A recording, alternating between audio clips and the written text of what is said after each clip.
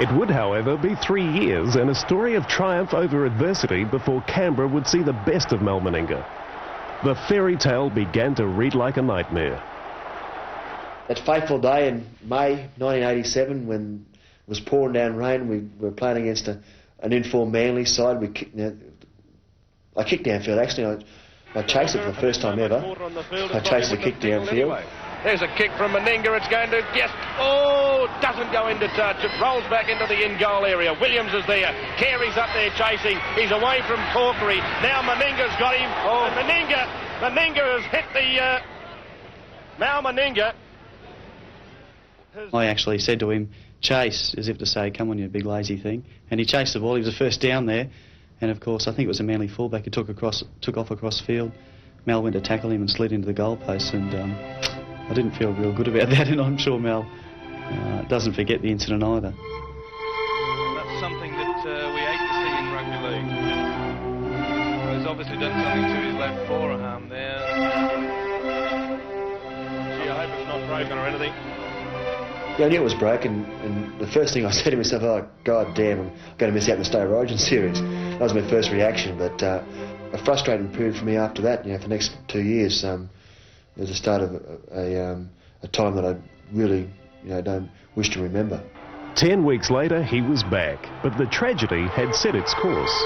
We won the game fairly easily, and I think it was about a minute and a half before the full-time hooter, the coach decided to keep me on the football field. I was bagging for that, and I ran into a head of a Penrith player with my arm again, and unfortunately it cracked because I still had the plate in my arm, and cracked along one of the screw lines, and it all started again for me. Yeah, it was pretty heartbreaking the second time because I think everybody realised then that there was a major problem. I mean, lots of players have had broken bones and they've re-healed and played on. I remember going to see him in the hospital a second time, and he was really disappointed, and I wasn't much better. And it was going to be a long, slow process to get back and be able to play football on a regular basis, and it turned out to be that long, slow process. Mal made his comeback in the biggest match in the Raiders' history, a titanic battle for a place in the grand final.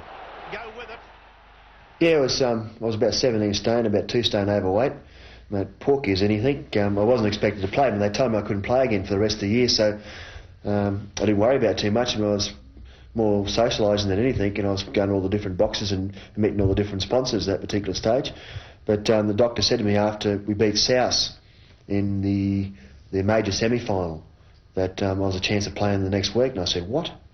So I went on a week comprehensive intensive training course that knocked off about 1 pound, and and I made my debut against East at the Sydney Cricket Ground, and had to find an extra large jersey and an extra large pants, and away I chuffed off. Walters, Penjack, Meninga, beautifully to Belcher, back into Meninga surges to the line, and he scored a try! Mal Meninga scored a try for Canberra! The crowd love it, the players love it. It's an astonishing try. It took a man of his bulk and strength to do it. We were struggling, we needed somebody to pull something big out of the bag.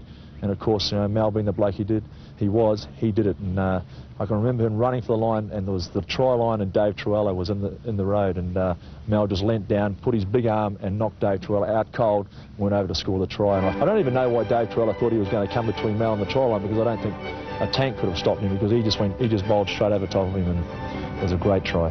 The thing I look for most of all from the players, and particularly the good ones, is how they handle a bit of adversity. When you're born with a lot of natural ability and things fall into place for you, but that's no challenge in life. That's just, you're fortunate. But when you get some adversity and things don't work out for you, I think you've got to show something, and he did that. He showed great character and came out for us in the biggest game of the club's career, and he was outstanding, absolutely outstanding. And I just realised then, what a great man that he was, that he could do that. And he got us into the grand final, and he came out the next week and played really well in that, with all this hanging over his head. So I believe Mal Meninga's going to depart the field. He's put in one could say, a heroic performance to come back after breaking his arm. He wasn't too keen to come off too. He refused to keep looking to the touchline where Kevin Walters was, but obviously it took its toll, the hot conditions, on a man that's seen very little of the football in the last 16 or 18 weeks.